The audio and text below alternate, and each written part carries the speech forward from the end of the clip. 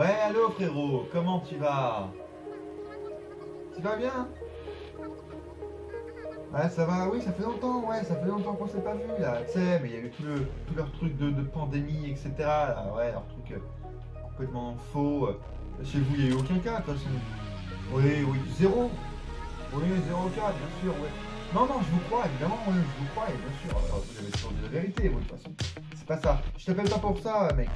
En fait, j'aurais besoin de toi, j'aurais besoin de 2-3 de tes services pour demain, pour ce week-end. S'il y a des gars qui essayent là de nous faire un peu concurrence, enfin ils nous cassent un peu du coup, tu vois, ils essayent de faire concurrence. Ils n'y arriveront pas, mais ils nous prennent un peu d'audience, tu vois, les mercredis, etc. sur nos shows. Donc j'aimerais bien leur mettre une bonne petite craquée, tu vois. Et du coup, j'aurais besoin de tes services. Ça te dérangerait pas d'envoyer quelques-uns de tes gars là chez nous, aux États-Unis, pour demain soir, du coup, ce serait samedi. Non, ça te dérangerait pas? Ouais, ce serait histoire de, quoi, de leur donner une bonne leçon, etc. Là, deux, trois. Tu sais, tes gars qui retournent toujours le dos hein, dans nos shows, là, qui font genre, qui s'intéressent pas, qui sont là sur leur portable, ils parlent à leurs potes derrière, ils tournent le dos au ring. Bah, tu vois ce que je veux dire? Ouais, ouais, ouais, ouais. Ça te dérangerait pas? J'en aurais besoin de combien? Oh, 500, 600, pas plus, hein. Pas plus, tu sais, genre pandémie, on a des restrictions, tout ça. 500-600 à peu près, ouais. Histoire de leur mettre une bonne leçon, ça te dérangerait pas? Allez. Oh, encore un dernier truc, je viens de penser à un dernier truc si ça te dérange pas. Tes producteurs, là, les gars qui préparent les matchs, qui font les shows, qui font les résultats finaux, etc. des matchs, ils sont dispo là, ils ont pas de... Ouais.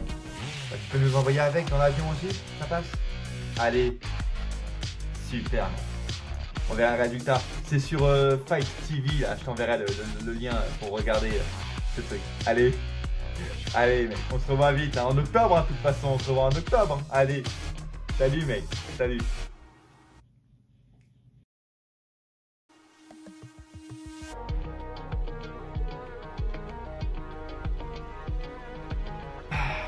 On va leur faire comprendre qu'à côté, l'Arabie Saoudite, c'est pas si mal en fait. Mais en fait, les matchs étaient nuls. Les matchs étaient pourris. Luchasaurus n'est pas obligé d'être un putain de mec, un spotfest man, ok? Luchasaurus est un big sooty man, il faut l'assumer. Et on va pas se cacher, on va arrêter de se mentir, on va dire la vérité. Hikaru Shida n'a aucun star power.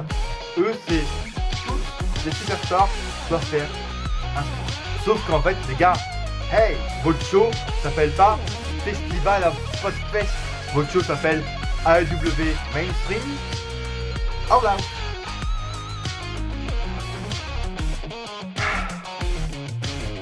Il faut quand même avoir très peu de chance pour tomber sur un pay-per-view pareil quand tu es dans ma situation. Il faut quand même avoir très peu de chance. Et au niveau de la chance, pour moi, 2020, déjà, elle donne de chance à personne cette année. Mais pour moi, le karma de 2020 me donne même pas une once d'opportunité, une once de chance dans tout ce que j'entreprends en fait. Et là, c'est évidemment un sujet plus léger, on parle de catch, mais faut quand même que j'ai pas de chance parce que pour vous mettre un peu dans le contexte, le pay-per-view AEW All Out 2020 était le premier pay-per-view pour moi, le premier pay-per-view depuis 5 mois, peut-être même depuis WrestleMania, que je regardais en direct, en spontané, pas avec du retard en fait, parce que depuis WrestleMania, même ouais, peut-être Money in the Bank, mais depuis 5-6 mois minimum, tous les pay-per-views, que ce soit AEW, Impact, WWE, je les regarde tous en différé, avec du retard, parce que soit c'est nul, du coup j'ai la flemme de regarder, ou soit là pendant l'été, bah, j'ai arrêté le catch complètement, du coup j'avais plus envie de regarder. Extreme Rules, j'ai regardé un mois après. SummerSlam, j'ai toujours pas regardé une seconde de SummerSlam ni de Payback. Mais voilà, depuis au moins WrestleMania, c'était le premier show où j'ai vraiment carburé pour essayer de tout rattraper, les shows de Dynamite, etc. J'ai pas réussi, il me reste encore un ou deux shows à rattraper, mais j'ai vu des extraits, donc ça va en fait, tu vois, j'ai réussi à comprendre les histoires. Mais du coup, j'ai charbonné pour être vraiment le plus mis à jour possible pour les rivalités et pour encore plus profiter de l'expérience AEW en fait. Et c'était le premier en 6 mois, donc je me suis dit putain, super. En plus, c'est la AEW, ils ont toujours fait des bons pay-per-view. Ça a toujours été cool en fait. C'est un peu comme NXT, c'est très bien fait. On a toujours du catch comme on veut parce que à l'élite de base, c'est du catch. C'est rien de plus que du catch, que deux catcheurs qui racontent une histoire sur un ring en catchant de base. Et du coup, j'étais super hypé. Je me suis dit, putain, il y a des gros matchs en plus. Le main event a l'air assez cool avec MJF. Au niveau des tag teams aussi, ça a l'air pas mal. FTR contre Kenny Omega, Hangman Page.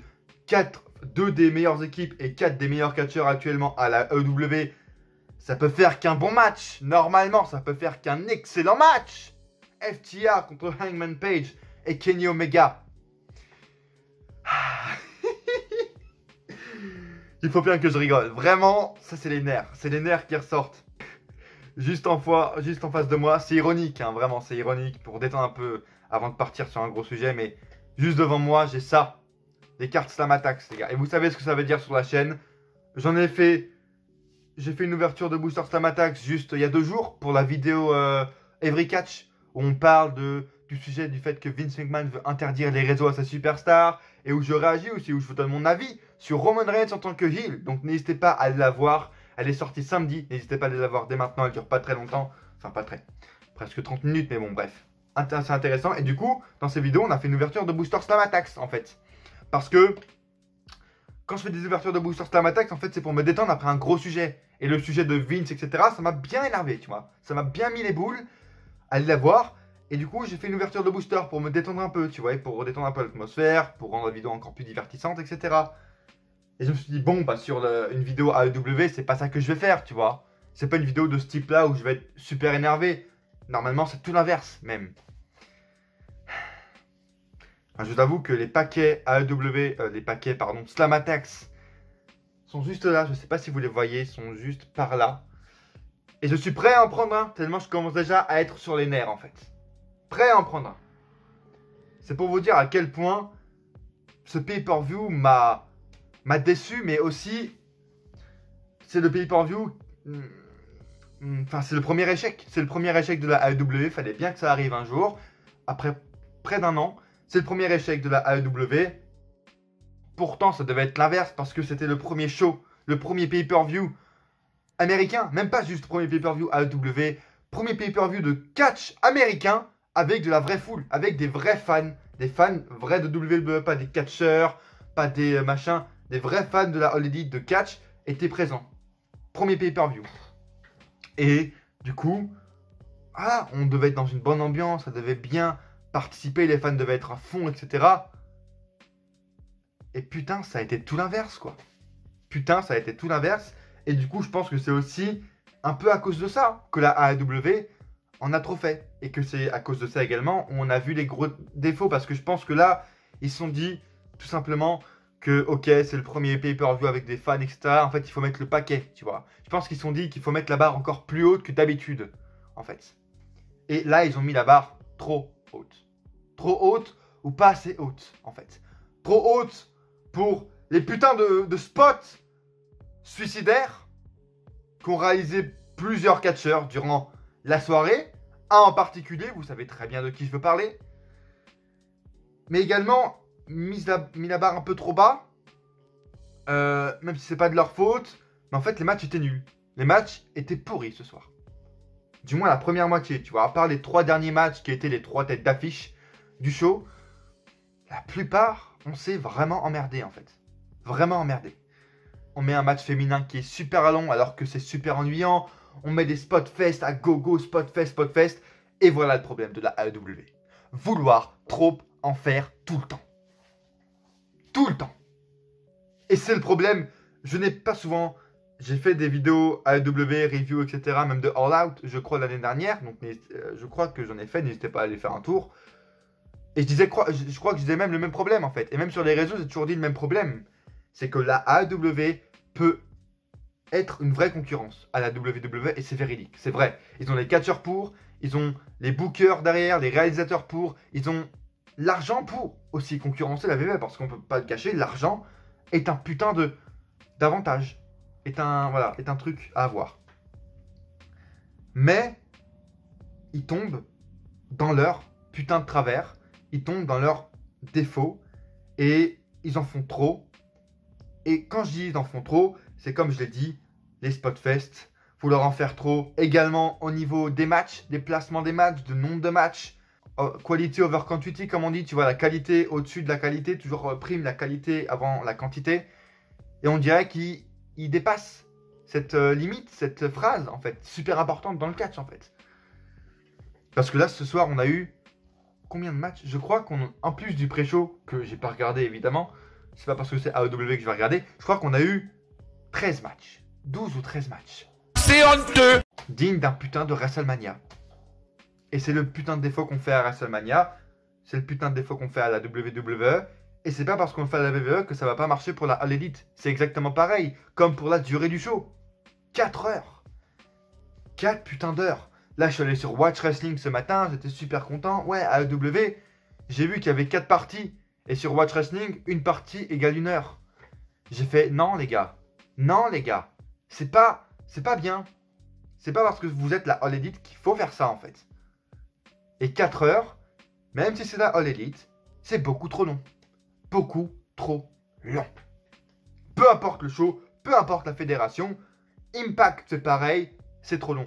New Japan, on a l'habitude de faire des shows longs, très longs, et c'est pour ça également que je n'en regarde pas souvent, parce que leurs shows, voilà, leur programme souvent dure des heures. Et c'est trop long à regarder pour nous, pour moi personnellement. C'est trop long. Et donc je pense que ce show-là, ce soir, en fait, était juste un déclic pour tous les fans de catch de la AEW ou même de la WWE ou quoi, qui reviennent de la AEW. C'était un déclic pour, en fait, dire, regardez ce qui va pas, en fait. Et oui, ils ont les compétences pour être une concurrence à la WWE, pour être mainstream, etc. Mais là, tous les problèmes, justement, c'est avec ça, ils pourront jamais être mainstream. Et jamais être mainstream, et oui, jamais être vraiment populaire. Parlons, allez, direct au sujet. Les putains de Spotfest match. C'est insupportable.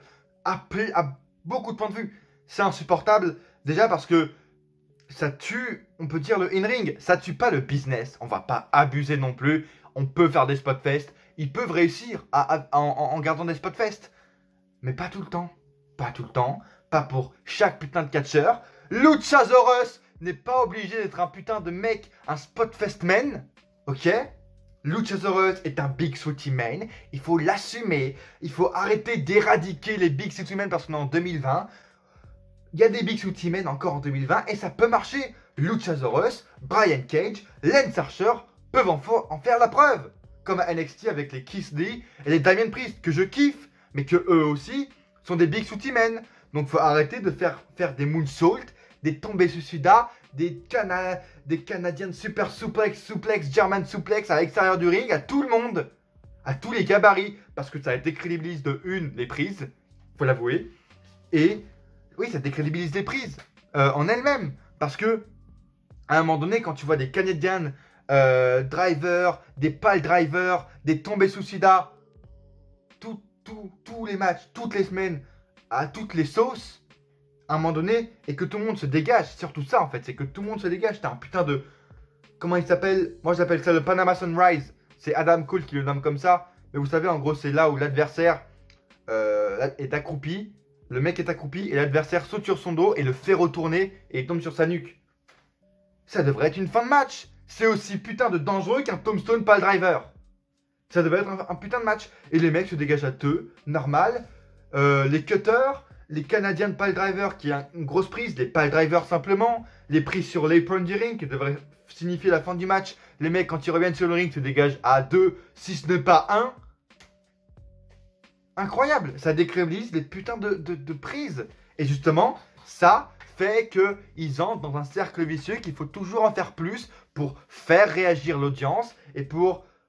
Oui, faire réagir l'audience et encore créer plus de Spotfest et encore créer un plus grand match et encore donner plus de oh kick-out, near-fall à l'extérieur et puis near-fall, un deuxième near-fall. Il faut arrêter avec ça. Vraiment. Les Spotfest, c'est pas bon pour ça. Et le deuxième point pourquoi c'est pas bon également, c'est pour la vie des putains de catcheurs. Matt Hardy. Oh mon, le gars, je vais pas vous le cacher. Au début, je croyais que c'était kayfabe. Même quand j'ai vu Aubrey Edwards, quand le mec a sauté du haut de la table, je ne sais pas si vous avez vu le spot, mais je pense que vous l'avez vu. Ils étaient sur un échafaudage, un truc comme ça, un chariot élévateur, et puis ils sautent de 3-4 mètres de haut sur 2 tables, mais Matt Hardy se réceptionne mal et il tombe sur la tête en fait sur le béton avec les épaules aussi, et à un moment donné, il arrive même plus à se soulever, et du coup, Aubrey Howard, l'arbitre, fait le signe de la croix, en gros qui veut dire qu'il y a une vraie blessure, etc. Mais vu qu'ils font tout le temps des trucs comme ça, hardcore, des trucs super graves, mais qui veulent faire réel, mais super graves, mais qui restent dans le kayfabe, parce qu'ils veulent toujours en faire plus, là je me suis dit, bon, oui, il est mal tombé, j'ai vu. Mais je pense que c'est kayfabe. Et au final, c'était pas kayfabe. Quand le mec était en PLS, quand il en chiait parce qu'il arrive même pas à tenir debout sur ses putains de jambes et qu'il savait même plus où il était pendant au moins 2-3 minutes, c'était pas kayfabe. Et là, ça va vraiment être dangereux. Parce qu'en plus de ça, regardez ce que ça apporte. Ça apporte rien. Est-ce que, même au début du match, avant le spot, est-ce que le public ça aussi il faudra en reparler parce que le public, putain de tarasse. Bref, est-ce que le public a réagi même avant le spot? Quand ils étaient là en train de se battre avec la voiture de golf, le public n'a eu aucune réaction parce que vous en faites trop et trop. Du coup, ils en attendent encore plus. Et les trucs qui doivent être incroyables comme ça, se faire attaquer par une voiture de golf, tomber du haut d'un chariot élévateur, ça devient des normes. Des putains de normes. À un moment donné, il y aura un vrai accident.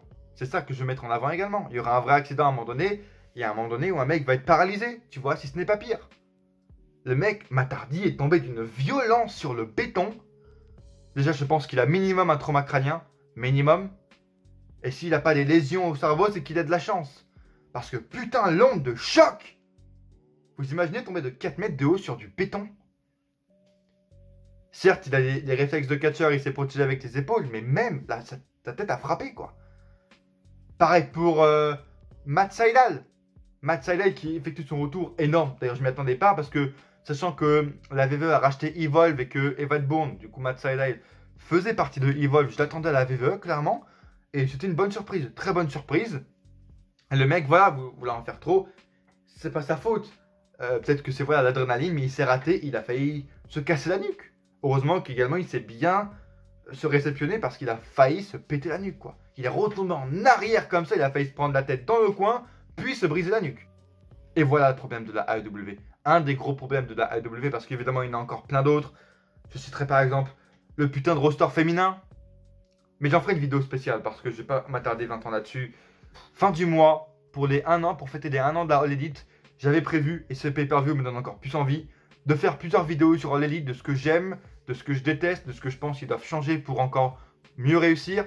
Je ferai des vidéos vers la fin du mois, donc restez connectés.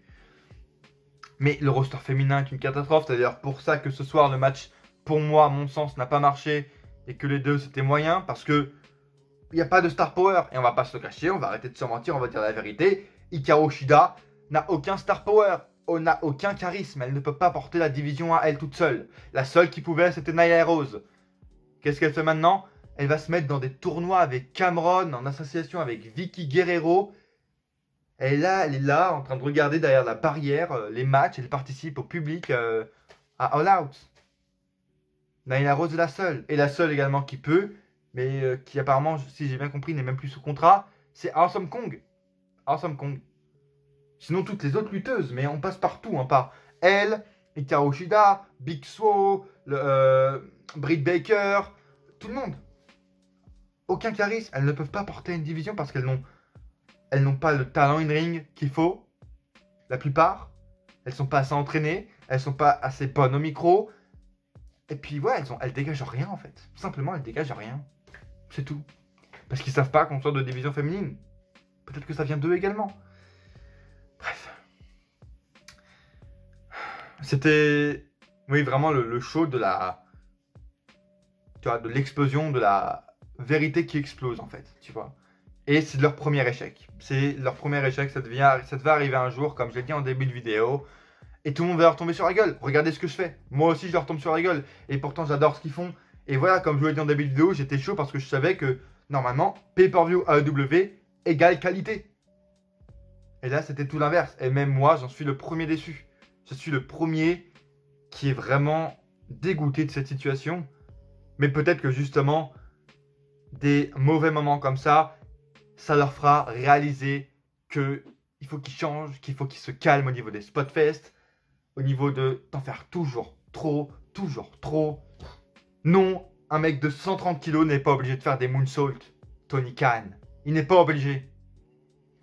Abonnez-vous, mais surtout commentez, parce que je veux qu'on ait des vrais débats dans les commentaires. Je veux créer une vraie communauté de catch, en fait, pour que des gens qui arrivent, etc., qui veulent avoir l'avis des fans de catch, aillent dans les commentaires et voient ce que les fans de catch pensent, tu vois. Donc, commentez en bas de ce que vous avez pensé des pay-per-views. Si vous avez aimé, évidemment, vous pouvez avoir aimé, il y a des vraiment bonnes choses.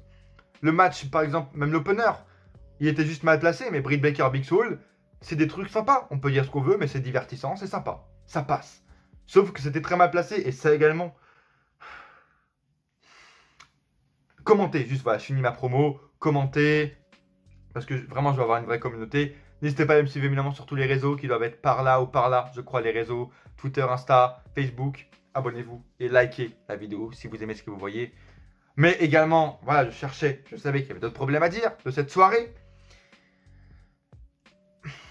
Et ça, c'est pas la première fois, mais le placement des matchs. Faut m'expliquer. Le placement des matchs est putain de primordial dans un show de catch. Et encore une fois ce soir, ça s'est vu. Et c'est pas la première fois parce que pour Double or Nothing en mai, c'était la même chose. Pour les pay-per-view même avant, l'année dernière, je me rappelle qu'il y avait aussi des erreurs comme ça. À quel moment tu places un match de type cinématographique qui ne se passe pas dans un ring en putain d'opener? À quel moment tu places un match de 6 minutes 30 en opener? Alors que la seconde d'après, vous enchaînez avec ce qui aurait dû être votre vrai opener, les Young Bucks contre Jurassic Express. Oui, 15 minutes de bon catch avec des near fall, mais pas trop ce qu'il fallait. Un bon finisher qui dure pas trop longtemps, qui est pas trop explosif. Exactement ce qu'il fallait. Et le placement des matchs était pourri. Je parle de Britt Baker, machin, Big Swole, qui pour moi en fait aurait dû être juste la pause pipi, qui aurait dû être sans leur manquer de respect. C'était cool, mais tu vois, ça a duré pas longtemps, 7-8 minutes. Donc, histoire, pour moi ce match aurait dû être vraiment le mettre en milieu de show, histoire de faire une pause après un gros match.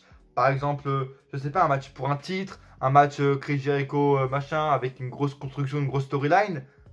Pour moi, il aurait dû servir à ça, ce match. Et ça aurait été encore mieux. Là, ils ont tué la hype. Ils ont tué le momentum, en fait, du show.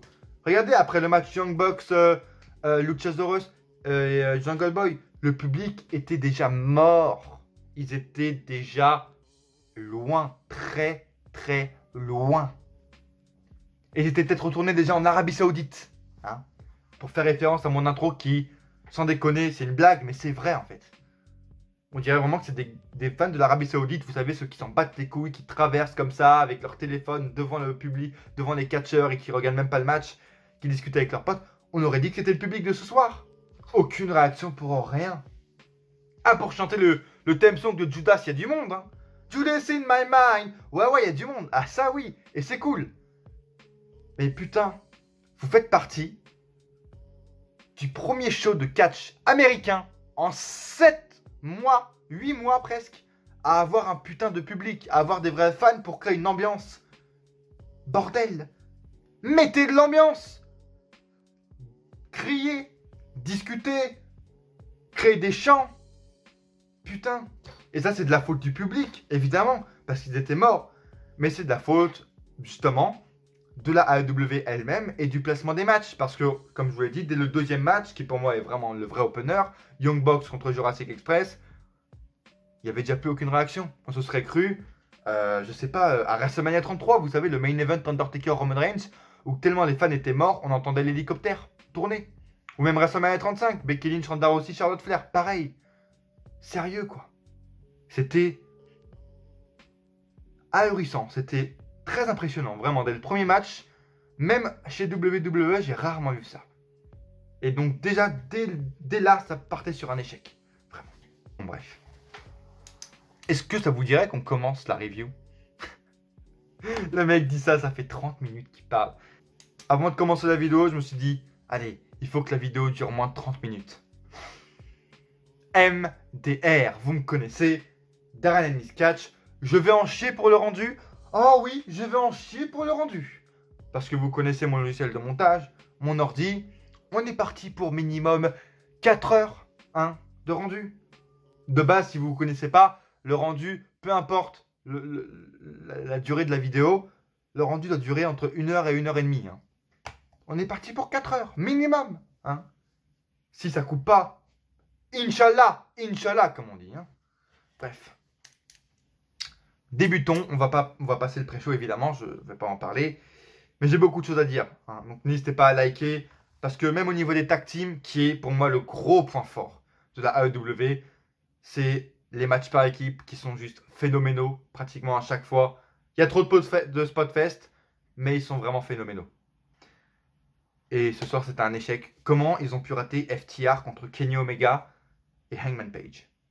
Bref. On a encore beaucoup de choses à dire. Abonnez-vous vraiment si ce n'est pas déjà fait, les gars. Je vous le dis.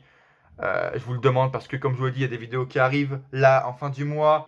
Et si vous voulez débattre également dans les commentaires, si vous avez aimé ou pas le show, ce que vous pensez également de la AEW, dites-moi si vous voulez faire un petit résumé de ce que vous pensez de la AEW, ce qui est bien et pas bien. Dans les commentaires, les gars, ça se passe. Merci d'avance, ça me fait super plaisir. Je vous lirai et je vous répondrai. À chaque fois, je vous lis et je vous réponds. Parce que j'ai pas 20 000 commentaires et même quand j'en aurai 20 000, je lirai tout le monde. Je mettrai des cœurs et des petits likes à tout le monde pour dire que c'est vu quand je réponds pas. Et souvent, je réponds à vos commentaires. Donc, commentez les gars, c'est super important. Premier match, premier segment, on va dire. On va aller assez vite. Britt Baker affronte Big Swole. J'ai bien aimé la rivalité, la storyline. J'ai adoré comment ils ont réussi à garder en avant, à garder en haleine et à toujours montrer Britt Baker ces derniers mois, alors que la meuf avait le nez pété, le genou pété, je crois, elle avait plein de trucs pétés. C'était très bien réalisé. Belle storyline, belle build-up également de cette rivalité. C'est pour ça que j'étais intrigué par cette rivalité et par ce match. Surtout, donc bravo à eux, parce que Britt Baker, c'est vraiment la réussite pour moi de l'été chez AEW. C'est Britt Baker. Je détestais, en mai-juin, je détestais Britt Baker. C'était horrible. Pour moi, elle n'avait rien, elle n'avait aucun charisme. Charisme zéro. Rien de spécial. Ils ont réussi avec justement son turn à former quelque chose d'assez intéressant. Elle a une femme, en plus, une catcheuse à ses côtés, Riba, je crois. Très cool. Et le match était ce qu'on attendait, tu vois. Ce qu'on attendait en milieu de show, mais ce qu'on attendait. Donc, un match assez rapide, un peu de violence par-ci par-là. Et la fin qui est très bien pensée, et c'est ce que je pensais, c'est-à-dire une victoire de Big Swole pour la mettre en avant, parce que Britt Baker pourra se soulever. Elle a maintenant un vrai personnage, elle a un vrai background, elle pourra se soulever de la défaite. Et en plus, le bonus, c'est que la défaite est très intelligente en fait, parce qu'elle ne décrédibilise pas du tout Britt Baker. Parce qu'en fait, à un moment donné, il y a Britt Baker du coup qui prend une seringue où en gros il y a le produit pour endormir quand vous vous faites opérer, je sais pas, des dents ou quoi, il y a un produit pour vous endormir. Et là, elle avait ça dans sa seringue, et à un moment donné, elle veut la planter, et Big Swole la contre et la met dans sa jambe.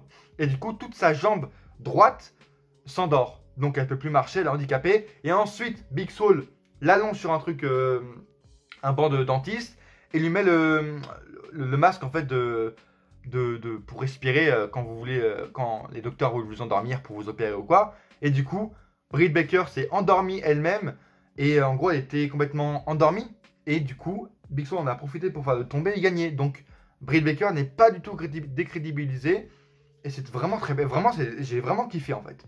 Parce que déjà de une, c'est intelligent, et c'est inédit. Et ça permet également de mettre en avant Big Swole. Je sais pas ce qu'elle va devenir, parce que je vous avoue que Big Swole, c'est un peu le stéréotype de la catcheuse noire dans le monde du catch américain. Donc la noire un peu racaille avec sa musique, musique de rap, etc. On va voir ce que ça va donner, on va voir si ça va marcher, si les fans vont adhérer, bref. Bon, en tout cas, un match très cool. Je vais pas mettre de notes parce que voilà, c'est pas un match. Et premier vrai match du coup, Young Bucks, opener du coup, Young Bucks affronte Jurassic Express. Match très basique d'opener, ils en ont pas fait trop, ils en ont fait assez mais pas trop. Et c'est très cool. Il y a une domination des deux équipes. À la fin, les Young Bucks gagnent fair and square. En fait, pour vous dire la vérité, je n'ai même plus trop de souvenirs tellement la suite du show a été marquante, tu vois, émotionnellement parlant. Et j'ai même plus trop de souvenirs de ce match, mais c'était très bon. Voilà, je sais pas, je vais mettre une note peut-être demain ou ce soir sur les réseaux. Donc n'hésitez pas à aller me voir sur les réseaux Insta et Twitter pour voir ma note en fait pour AEW All Out, tout simplement. Ensuite, on a enchaîné avec quoi? Alors, je vais aller voir ça tout de suite. On a enchaîné avec le fameux Casino Main Battle Royale. Le gagnant, en gros, gagne une opportunité d'avoir un match pour le titre mondial. C'est leur truc maintenant. Hein. Une Battle Royale égale une opportunité au titre. Peut-être se calmer des fois. Bref, du coup, c'était les gars arrivaient en 5 par 5 parce qu'ils avaient tiré voilà, des boules, ils avaient tiré leur nombre d'arrivées tout simplement, et ils arrivaient 5 par 5. Et je vais juste dire les premiers. Donc les premiers c'est Trent, Christopher Daniels, Jack Hager, The Blade et Ray Phoenix. Et ce match expose encore plus les problèmes de la AEW, qui sont toujours en faire plus pour en faire plus et ne pas faire de vrais catch en fait. Parce que c'était pareil hein, pour la Battle Royale qu'il avait eu à Double or Nothing, qui avait eu l'année dernière à All Out, la même chose. Les gars, ils ne savent pas faire un match normal, une Battle Royale normale, où ils s'éliminent, où il y a 2-3 spots par-ci par-là. Eux, c'est toutes les superstars doivent faire un spot. Sauf qu'en fait, les gars, hey, big news, breaking news, votre show s'appelle pas Festival of Spot Fest Indie.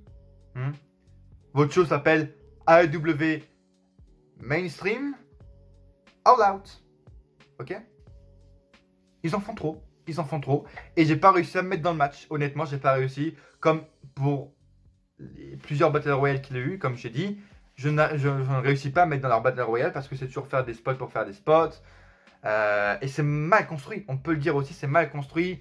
Ils n'arrivent pas à faire des éliminations régulières et je trouve que c'est mal construit, leur Battle Royale. J'arrive pas à me mettre dedans, honnêtement. Et à la fin, du coup, ça se finit en 1 contre 1 entre Lance Archer, le favori pour moi, et c'était qui? C'était Eddie Kingston, pardon, voilà, une star de l'indie. Je connais ces deux noms, Eddie Kingston. Mais très très cool, très très bon micro également. Un mec qui a un grand futur, je pense. Et du coup, les deux se sont battus sur le côté, le côté du ring, du coup.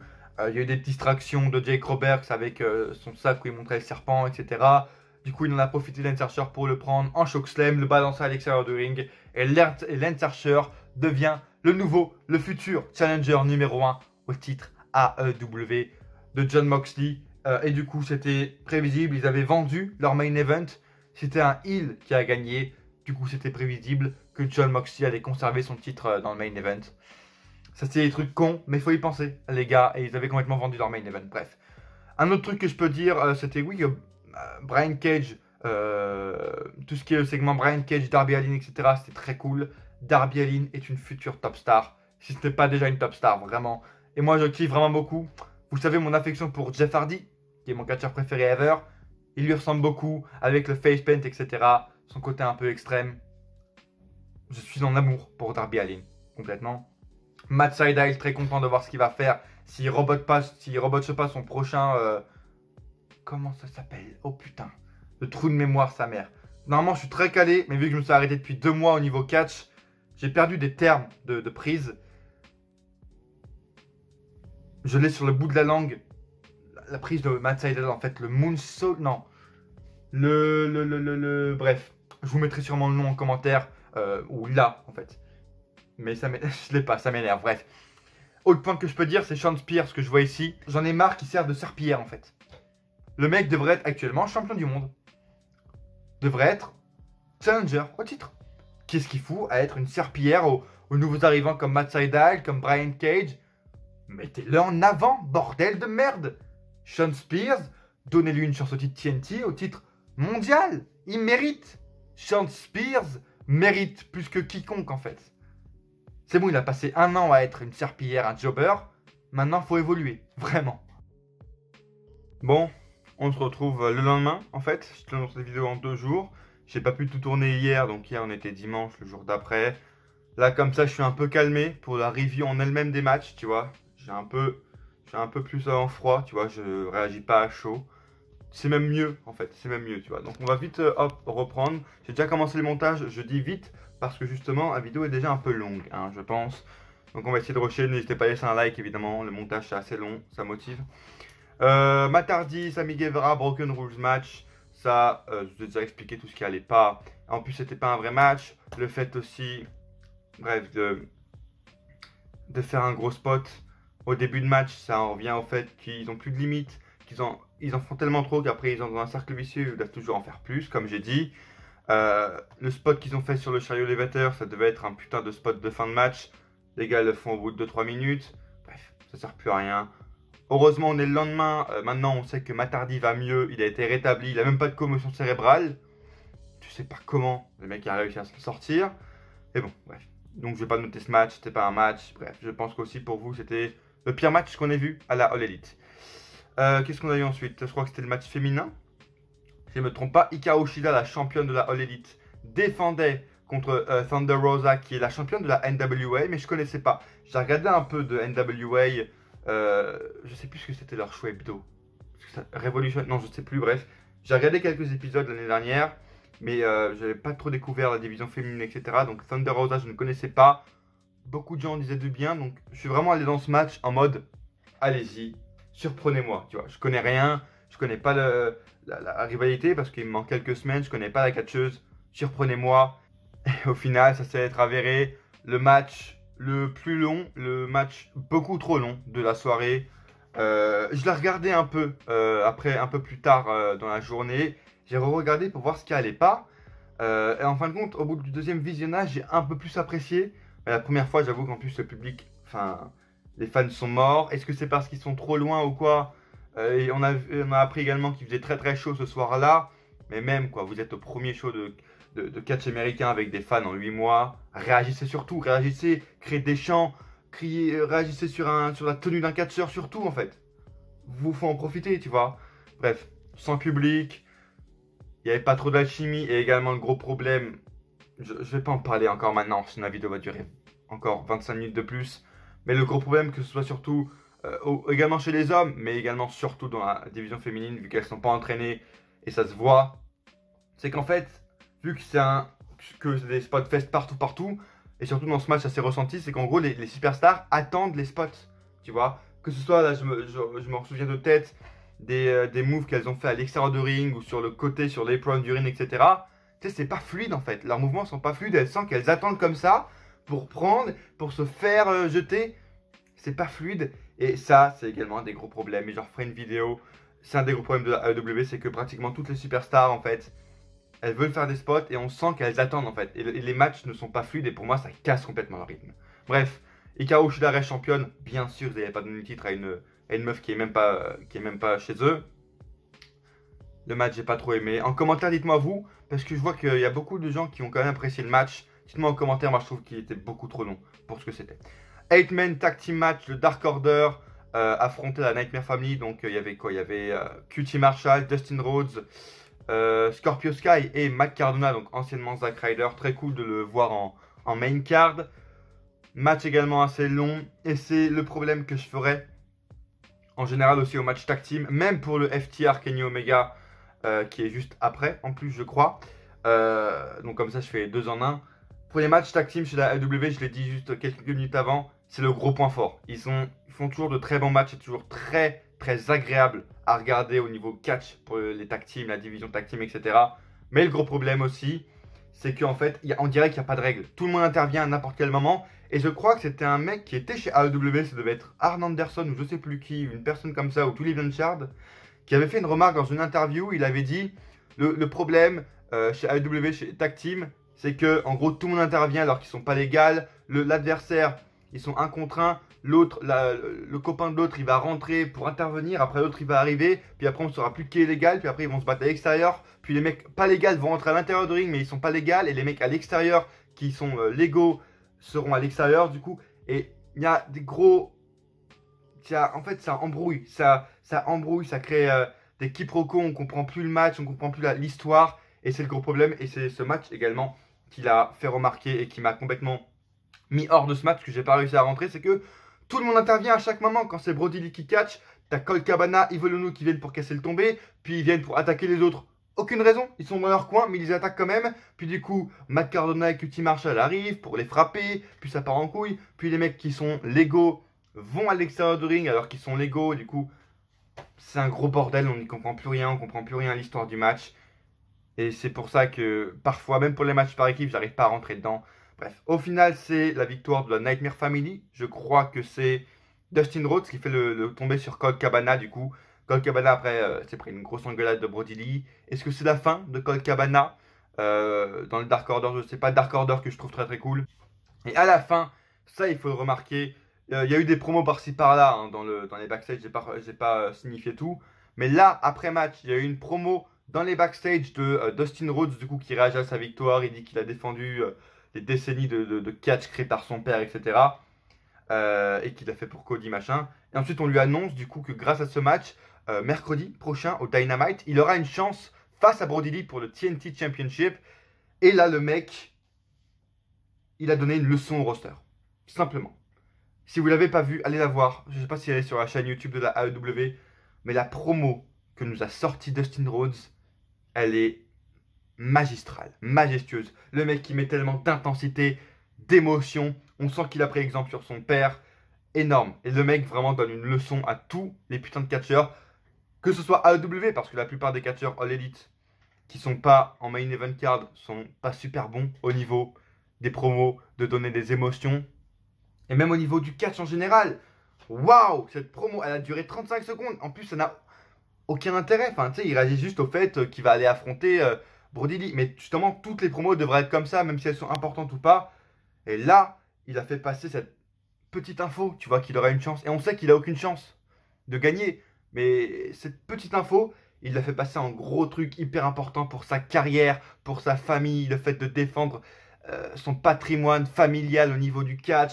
Waouh! Magnifique promo, tellement d'émotion. Quand j'ai vu ça, le mec, j'étais vraiment bouche bée. Il a sorti la promo de la soirée, une des meilleures promos de ces derniers mois. Vraiment énorme. Bravo à Dustin Rhodes qui a vraiment pas perdu de sa superbe. J'adore. Le mec, si vous voulez être catcheur, allez voir cette promo. Demandez des conseils à Dustin Rhodes parce qu'il est exceptionnel, vraiment. Et on le savait déjà, mais là il le fait remarquer encore plus qu'il a rien perdu, tu vois. Bref. Passons aux 3 matchs, les 3 têtes d'affiche. Et le match qui m'a le plus déçu de la soirée. Et c'est le match tag team pour les titres par équipe de la AEW. Kenny Omega et Hangman Adam Page affrontent FTR. Comment dire? Je me suis hypé tout seul. Mais en même temps, l'affiche hypait.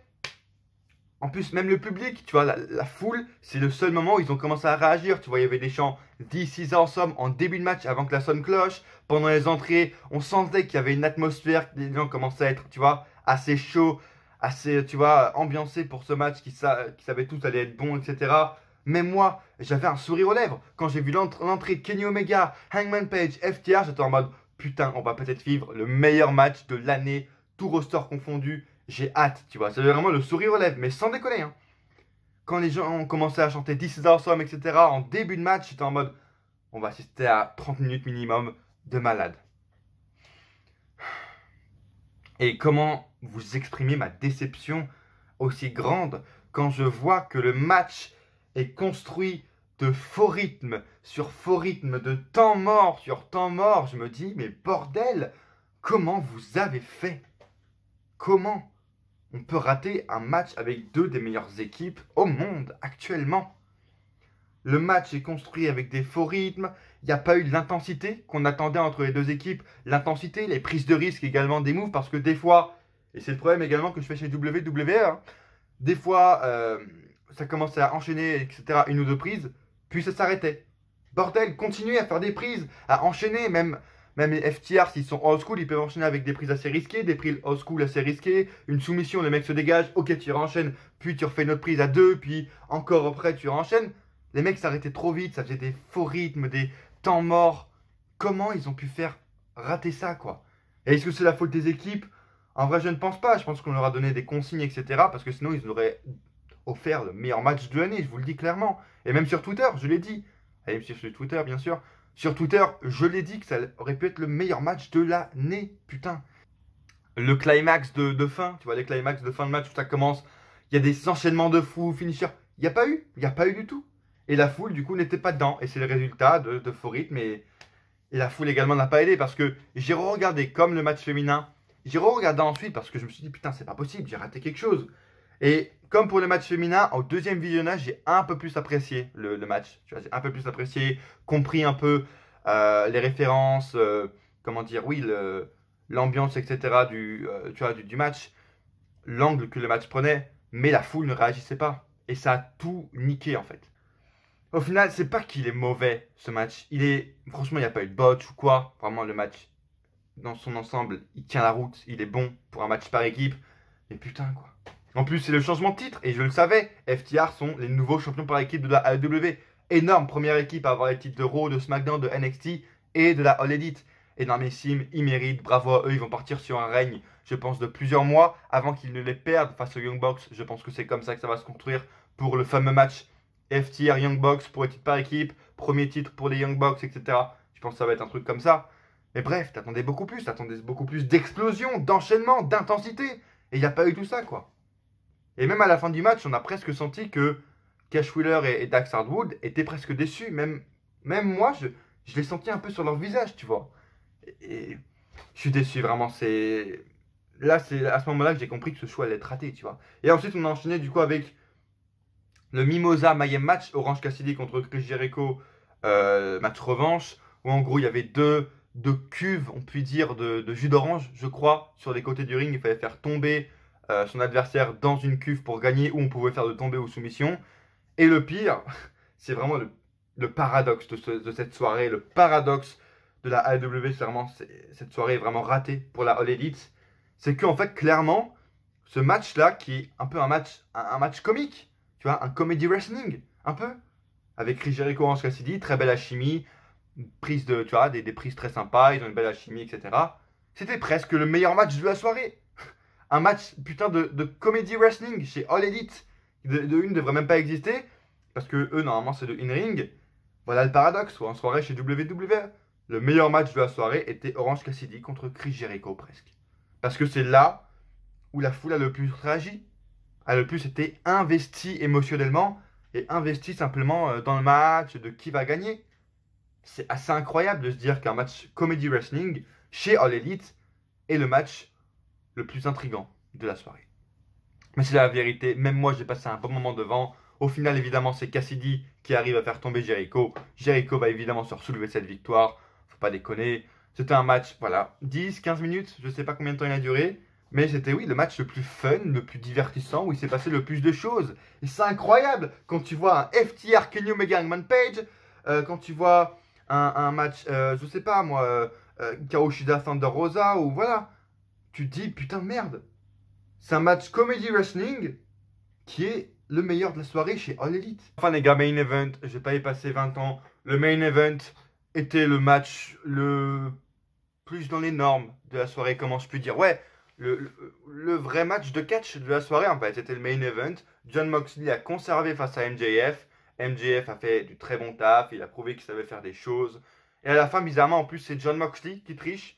Parce qu'en gros, son finisher, le Paradigm Shift, était interdit dans le match. Et à la fin, il y a l'arbitre qui se retourne parce que MJF il fait passer. Enfin, non, Wardlow fait passer une bague, je crois, à MJF, mais il la jette mal. Du coup, Jon Moxley en profite pendant que l'arbitre a le dos tourné pour faire son Paradigm Shift. C'est le face qui triche, alors qu'en plus, il aurait pu gagner tellement fair and square. Jon Moxley, bref, il conserve. C'est ce que je voulais. Faut continuer le règne de Moxley. Au moins jusque, je sais pas, Full Gear ou même l'année prochaine, pour vraiment l'ancrer en tant que grand visage de la compagnie. Et c'était, oui, quoi, 20 minutes, c'était le vrai bon match de la soirée. Assez d'intensité, pas trop de hotspot, de Spotfest, Festival of Spotfest. Bref, voilà, il n'y avait pas tout ça. C'était simple. Des interventions de Wardlow, simple mais efficace. Voilà, le main event était le meilleur match. Bref, c'était une soirée assez spéciale, les amis. Les notes, je sais pas du coup si je vais en mettre, mais allez me suivre sur Twitter et Insta. Peut-être que je vais en mettre, je ne sais pas. Allez me suivre pour savoir ça, tout simplement. Résumé de cette soirée, du coup, pire show, pardon, de la All Elite en un an. Et là, il faut qu'ils se remettent en question, tout simplement. Il faut qu'ils revoient leurs limites, il faut qu'ils revoient leurs normes, en fait, chez eux. Est-ce que la All Elite, le principal, tu vois, l'angle à apprendre, c'est est-ce que c'est le in-ring ou est-ce que c'est juste les spot fest, impressionner pour impressionner, mais sans histoire derrière. Alors, laissez un pouce bleu, bien sûr, un like, les gars. Ceux qui regardent souvent et qui likez pas, likez la vidéo. Ça vous coûte rien, ça m'aide. Et voilà, ça fait montrer à l'algorithme de YouTube qu'il y a des gens qui aiment ma vidéo, qui aiment ce que je fais. Et même moi, ça m'encourage à continuer ce que je fais. Ça me donne des conseils aussi, ça me dit s'il y a beaucoup de likes, c'est que les gens aiment, donc je peux continuer. Donc likez les gars, si ce n'est pas déjà fait. Abonnez-vous bien sûr pour ne pas rater les prochaines vidéos sur la All Elite, sur autre chose qui vont arriver durant le mois de septembre, octobre. Partagez la vidéo un maximum. Suivez-moi sur les réseaux les gars. Et à coup sûr, on se retrouve dans une prochaine vidéo. Ou pas.